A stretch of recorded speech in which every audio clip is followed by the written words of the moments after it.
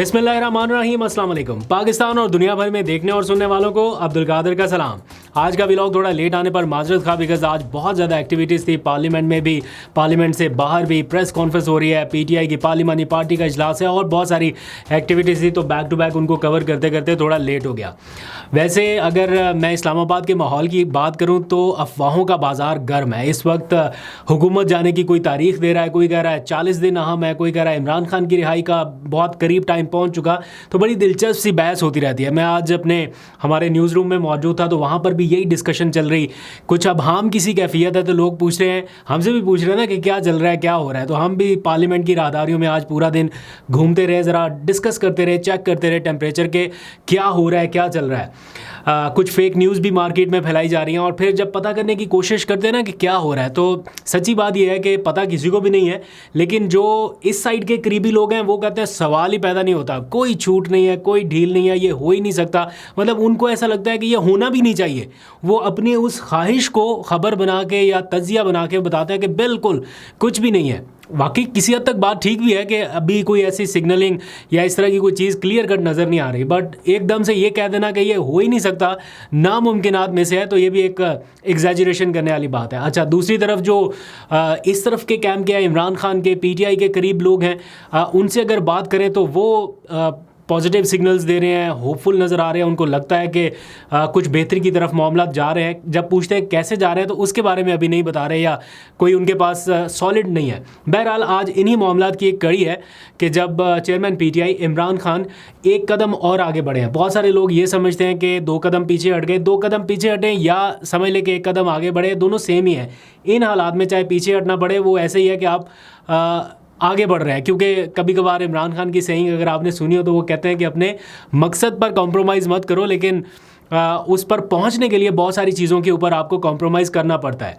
तो शायद ये उनकी स्ट्रेटजी का या स्ट्रेटेजिक स्टेप बैक हो सकता है। बहरहाल ये तो वही बेहतर बता सकते हैं। लेकिन आज अडयाला जेल से एक और सिग्नल दिया गया और जहाँ पर वो मुसलसल दे रहे हैं वहीं पर भेजा गया आज भी एक सिग्नल, और उन्होंने कहा कि मुल्क में सियासी इस्तेहकाम के लिए बड़ा ज़रूरी है कि बातचीत हो। और उन्होंने कहा कि फ़ौज भी अपना नुमाइंदा मुकर्रर करे और हम भी बातचीत के लिए तैयार हैं। एक पॉजिटिव स्टेप है या एक पॉजिटिव अप्रोच है कही जा सकती है। तनकीद इसके ऊपर अपनी जगह बहुत सारे लोग कर सकते हैं, लेकिन इन हालात में जब बिल्कुल डेड एंड की सिचुएशन है तो किसी ना किसी एक फरीक को तो थोड़ा बहुत अपनी जगह से हटना पड़ेगा, तभी आगे बढ़ने का रास्ता बनेगा।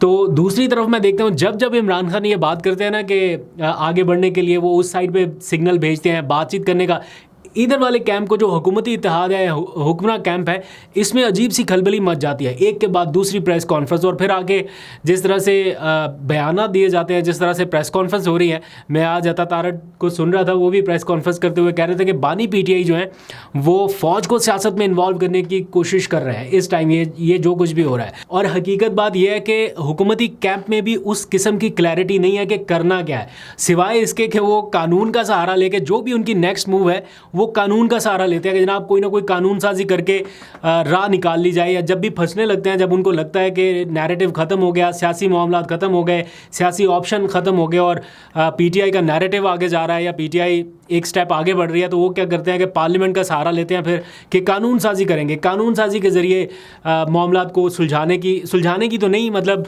बांधने की एक तरह से कोशिश की जाती है कि अच्छा हमारे काबू में रहे ये सारा कुछ।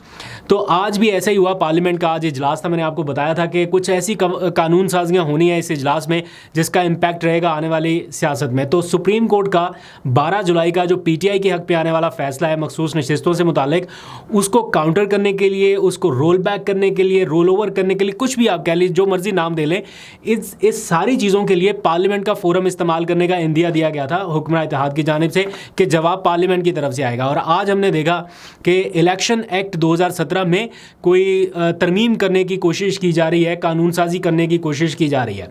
अब ये पिछले रिसेंट टाइमलाइन में अगर आपने देखा हो, ये लफ्ज़ इलेक्शन एक्ट में तरमीम या इलेक्शन एक्ट 2017, इसका आपने बहुत हवाला सुना होगा। जब भी हुकूमत फंसी है ना पीटीआई के मामले में, या जब भी उनको लगा कि मामला कहीं पीटीआई के हक़ में जाता दिखाई दे रहा है, इलेक्शन एक्ट 2017 में रद्दो बदल कर लो, कानून साजी कर लो, ये सिंपल हल है। यानी इलेक्शन से मुतालिक जो भी मामला है उसमें कानून साजी कर ले और कानून बना के कह के देखे जी अब ये कानून बन गया इसलिए हम तो कुछ और नहीं कर सकते। ये इस वक्त की सारी प्लानिंग है, सारी मनसूबाबंदी है। और पता नहीं कितनी दफ़ा, मैं तो अब गिन भी नहीं पा रहा हूँ कितनी दफ़ा ये इलेक्शन एक्ट 2017 जो है ये पार्लियामेंट में मौजूद बहस बना। और अब की बार ये है कि मखसूस नशिस्तों से मुतालिक जो टाइम फ्रेम है जो आइन में दिया गया कि 3 दिन के अंदर फैसला करना है, किसी भी रुकन को आज़ाद हैसियत में रहना चाहता है या कोई पार्टी ज्वाइन करना चाहता है। तो अब चूंकि सुप्रीम कोर्ट ने 15 दिन की मोहलत दी है तो वो कह रहे हैं कि सुप्रीम कोर्ट कैसे 15 दिन की मोहलत दे सकता है जबकि आइन में 3 दिन लिखा हुआ है। तो सुप्रीम कोर्ट के पास तो ये इख्तियार है कि वो आइन की तशरीह कर सकता है, लेकिन अब आइन बहुत याद आ रहा है कि आइन में तो ये लिखा हुआ है। जब 90 दिन के अंदर इलेक्शन कराना था तब नहीं पता था आइन में क्या लिखा है। जब इंतखाबात कराने थे एक मुकर्रर मुद्दत के अंदर अंदर तब नहीं मालूम था कि आइन में क्या लिखा हुआ है। जब सदर के पास इख्तियार था तारीख देने का इलेक्शन के हवाले से तब भी नहीं पता था कि आइन में क्या लिखा हुआ है। ये अभी अभी पता चलना शुरू हुआ। आगे बढ़ते हैं। आज पाकिस्तान तहरीक इंसाफ की पार्लियामेंट्री पार्टी का इजलास हुआ। यानी जब से ये बल्ला छीना गया, जब से पार्टी के हवाले से जो पाबंदियां आयद हुई उसके बाद से अब सुप्रीम कोर्ट का फैसला आने के बाद पहली मरतबा सुन्नी इत्तेहाद कौंसिल की बजाय पीटीआई की पार्लियामेंट्री पार्टी का इजलास हुआ। बिकॉज सुप्रीम कोर्ट का ऑर्डर इन फील्ड है, अमल दरामद जुज़वी तौर पे हो चुका, मुकम्मल कब होगा उसके ऊपर बाद की बात है। लेकिन चूंकि ऑर्डर इन फील्ड है दैट मीन्स कि अब जो इजलास हुआ वो पीटीआई की पार्लियामेंट्री पार्टी का हुआ। तो इसलिए भी अरकान आज काफ़ी खुश दिखाई दे रहे थे। और फिर हमने देखा कि भूख हड़ताली कैंप की तैयारियां भी हो रही थी, बड़ी तवाज़ो हो रही थी। उससे पहले मैंने कुछ विजुअल्स रिकॉर्ड किए, देखा कि काफ़ी कुछ भेजा जा रहा है उस कमरे की जानिब, उस लॉबी की जानिब जहां पर पीटीआई के अरकान बैठे थे। और फिर उसके बाद भूख हड़ताली कैंप शुरू होना था तो खाना पीना जो है वो उससे पहले चल रहा था। बहरहाल वो उनसे पूछे तो वो कहते हैं अलामती भूख हड़ताल है। तो इसमें मैं बहुत ज़्यादा क्रिटिसाइज़ नहीं करता, ऑब्वियसली अलामती भूख हड़ताल है तो कुछ खा पी के बैठ जाते हैं। एनीवेज थोड़ा सा आगे बढ़ते हैं। पीटीआई और मौलाना फजलुर रहमान के दरमियान बातचीत जो है वो उसमें किसी बड़े ब्रेक थ्रू का कुछ हलकों को इंतज़ार है, पूरे पाकिस्तान को नहीं, क्योंकि कुछ लोगों की राय डिफरेंट है, कुछ लोगों की डिफरेंट है। बट कुछ हलके जो समझते हैं कि स्ट्रीट पावर के ज़रिए कोई तहरीक चलानी चाहिए या मामलात आगे बढ़ सकते हैं या कोई हल निकल सकता है, उनको इंतज़ार है मौलाना और पीटीआई के दरमियान ब्रेक थ्रू का। इसके हवाले से गुज़िश्ता रोज़ पहली मरतबा मौलाना के लोगों का इजलास हुआ कि पीटीआई के साथ मुज़ाकरात में किस तरह से टीओआर्स तय करने हैं। तो मुज़ाकरात को हतमी शक्ल देने के लिए या उसका बाकायदा आगाज़ करने के लिए अब मौलाना की जमात अपना इजलास कर रही है। तो ये भी एक अच्छी पॉजिटिव डेवलपमेंट है इस सिमत में। और पीटीआई के लोगों ने तो पहले ही अपने लोगों को नॉमिनेट कर रखा है। तो अब आने वाले दिनों में आप देखेंगे कि जमात की सतह पर या वफूद की सतह पर अब बाज़ाब्ता मुज़ाकरात शुरू होंगे। दूसरी जानिब एक और अपडेट आज डयाला जेल से आई जब इमरान खान साहब ने जमात इस्लामी के धरने को वेलकम भी किया है। और पहले बल्कि पीटीआई ने भी ऐलान किया था कि ये उनकी जो एफ़र्ट है उन्होंने शुरू किया तो हम इसको सेकंड करते हैं, हम इसको खुशाइंद करार देते हैं। और आज इमरान खान ने कहा कि हमारे कुछ लोग जो हैं वो सोच रहे हैं, तजवीज़ दिया उन्होंने कि वो राब्ता करके जाने चाहिए जमात इस्लामी के धरने में। जब इतला ये है कि जब राब्ता किया गया तो पता चला कि तहरीक अपनी अपनी है।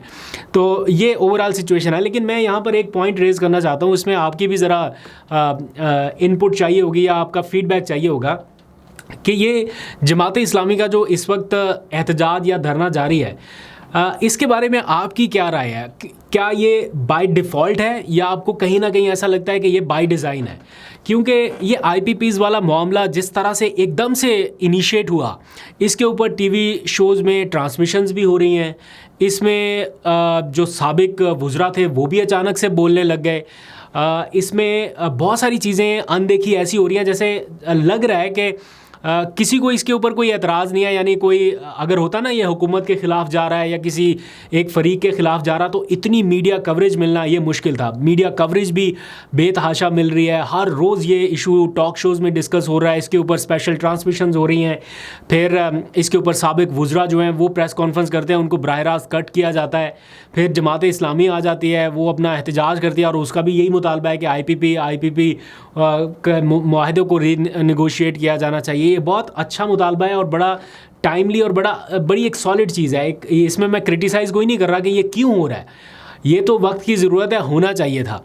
लेकिन जिस तरह से हो रहा है क्या ये बाय डिफ़ॉल्ट है या इसमें लगता है कि कहीं ना कहीं कोई बाय डिज़ाइन है? तो आपकी राय दरकार होगी, ज़रा बताइएगा, वरना मुझे नहीं लगता कि ये इतना कुछ अचानक से और बड़े स्मूथ तरीके से ये सारा कुछ हो रहा है। तो इसके ऊपर फिर हुकूमत को कोई एतराज़ भी नहीं है और वो बातचीत भी, मुज़ाकरात भी, और वो ख़ुद उनके अंदर से ये राय उठ रही है कि जनाब ये रीनेगोशिएट होना है। मेरी अपनी ज़ाती राय ये है कि एक माहौल बनाया जा रहा है, एक किसी बड़े डिसीजन से पहले IPPs के हवाले से कोई भी डिसीजन लेना है जो कि लेना चाहिए। ये ज़्यादती कर रहे हैं पाकिस्तान की आवाम के साथ, पाकिस्तान के टैक्स पेयर्स के साथ, के कैपेसिटी पेमेंट की मद में जो बिजली हम इस्तेमाल भी नहीं कर रहे हैं उसके भी पैसे हमसे चार्ज कर रहे हैं। तो मेरा ख्याल है ये एक हेल्दी डिबेट है मुआशरे में, ये होनी चाहिए थी और पॉजिटिव स्टेप है। But the point is this कि ये करेगा कौन? क्या हुकूमत के पास ये मैंडेट है कि वो ये काम कर सके? कहने को तो हुकूमत है, लेकिन क्या इतना बड़ा स्टेप लेने से पहले जिसमें आपने अपने मुल्क की गारंटीज़ दे रखी हैं, यानी आलमी मुआहदों में तो मुल्क की गारंटी होती है ना, तो क्या ये हुकूमत कर सकती है? अगर किसी बड़े स्टेप की तरफ जाना चाहे तो दूसरी तरफ से आवाज़ें उठती हैं कि ये हुकूमत तो 3-4 महीने की मेहमान है, ज़्यादा तो है ही नहीं। और मैंने फवाद चौधरी का भी एक स्टेटमेंट सुना, उसमें भी वो कह रहे हैं कि हुकूमत की पैकिंग अब शुरू हो चुकी है, वज़रा ने पैकिंग शुरू कर दी। कोई 40 दिन के बाद आप देखेंगे या 40 दिन के अंदर अंदर आप देखेंगे कि सर्टन काइंड ऑफ जो तब्दीलियाँ कह लीजिए वो होनी शुरू हो जाएंगी या होना शुरू हो गई हैं। तो और भी बहुत सारे लोग इस किस्म की राय देते हैं, बट स्टिल मैं कह रहा हूँ कि ये कोई क्लैरिटी नहीं है या ऐसी अफवाहें हैं जिनके ऊपर आप यकीन से नहीं कह सकते कि कुछ हो रहा है। बट फिर भी जो महसूस किया जा सकता है हवाओं में और फ़िज़ाओं में, कुछ ना कुछ तब्दीली तो है, कुछ ना कुछ रद्दोबदल तो है, वरना उसके बगैर ये सारा कुछ नहीं हो सकता। और हो सकता है आने वाले दिनों में आप चौधरी परवेज़ इलाही का किरदार देखें। अभी तो वो खामोश बैठे हुए हैं, कुछ नहीं कर रहे, लेकिन हो सकता है इन नियर फ्यूचर वो भी एकदम से एक्टिवेट हों।